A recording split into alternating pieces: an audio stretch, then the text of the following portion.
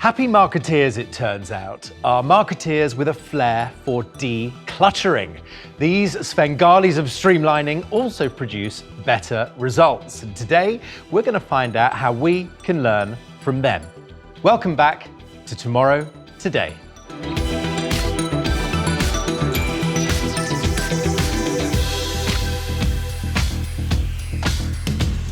Michele McGrath, Mark Evans, great to see you both. Michele, help us set the scene a bit. Tell us about a particular word, declutter. So a pandemic has brought profound change to our lives, and so much change has been exhausting and particularly prevalent in marketing organisations.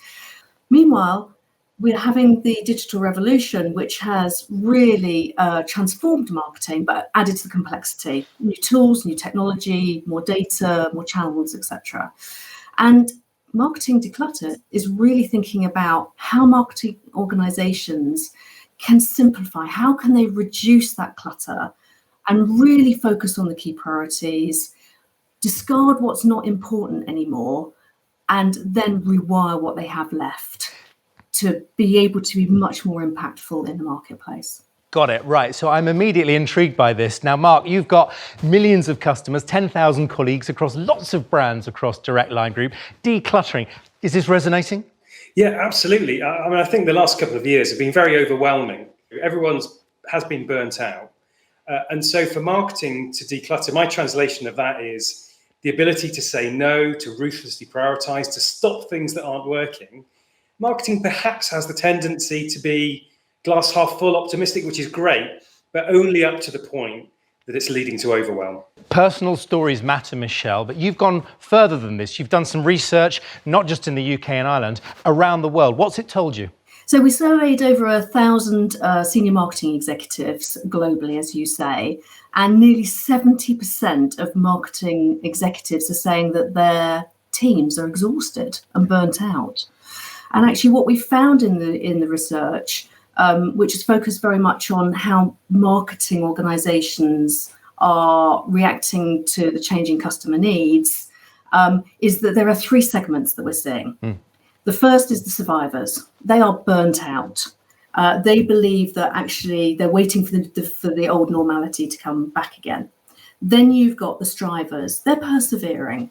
They are trying to keep up with what's going on with the customer needs, but they're struggling and they've kind of got the will, but not necessarily the way in their organizations. And then you've got the thrivers.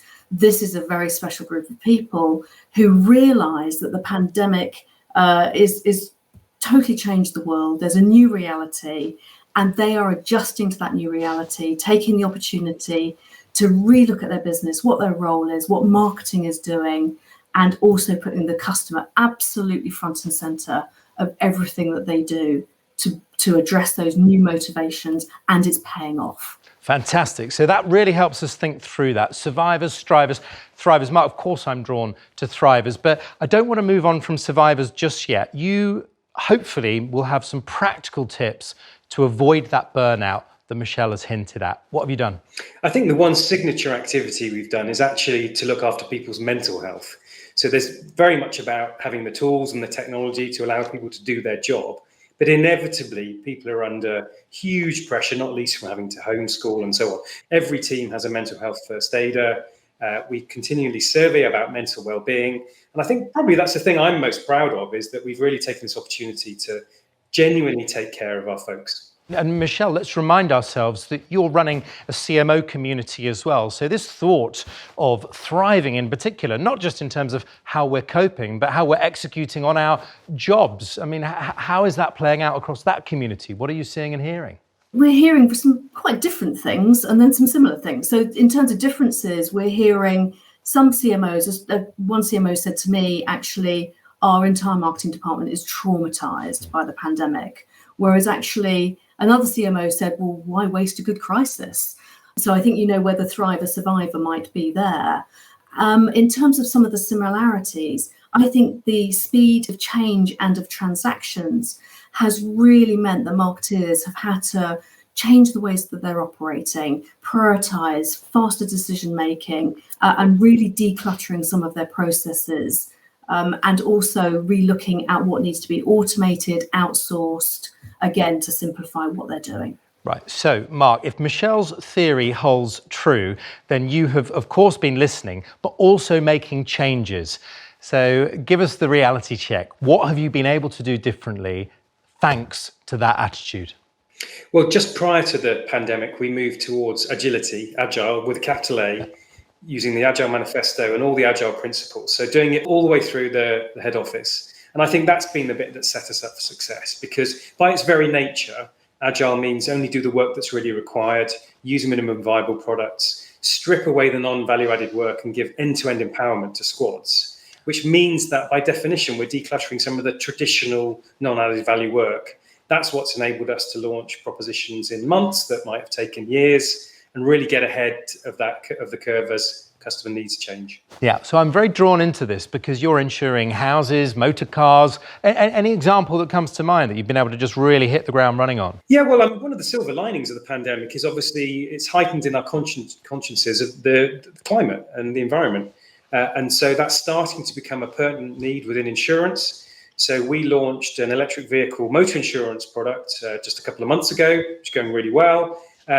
Really created in a couple of months on the basis of this is an emerging customer need. Another great example, cycling has had a boom during the pandemic. Again, one of our squads took that need and within a couple of months had launched a minimum viable product. So I think it's that churn of experimentation and launching which really makes the difference.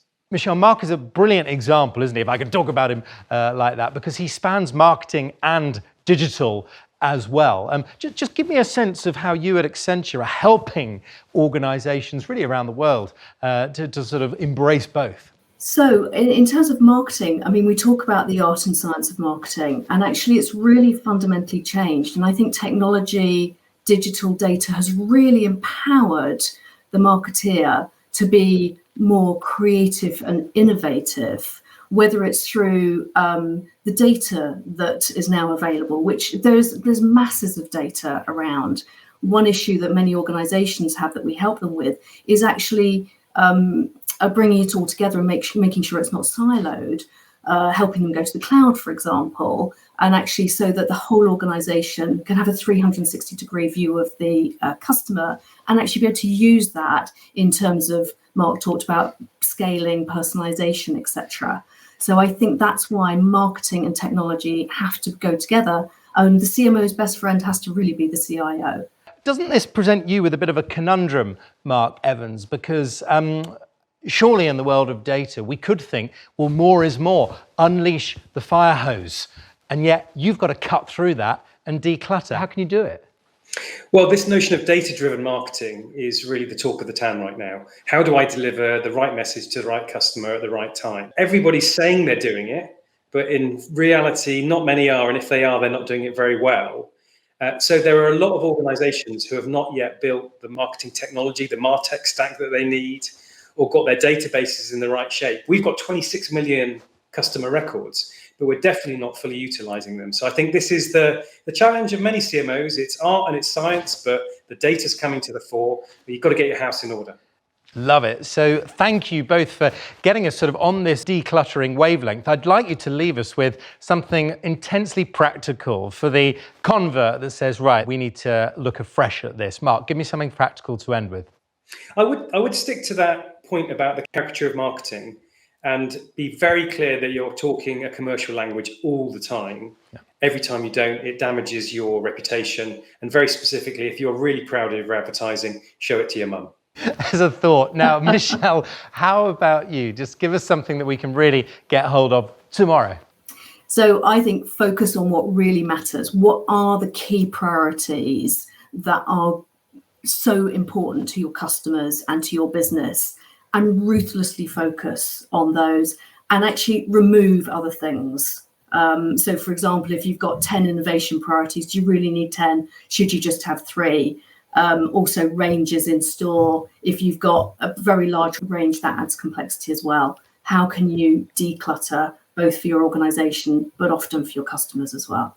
That is terrific advice. Thank you so much, Mark Evans, Michele McGrath. Great to see you. Thanks, Ollie. Thank you, Ollie.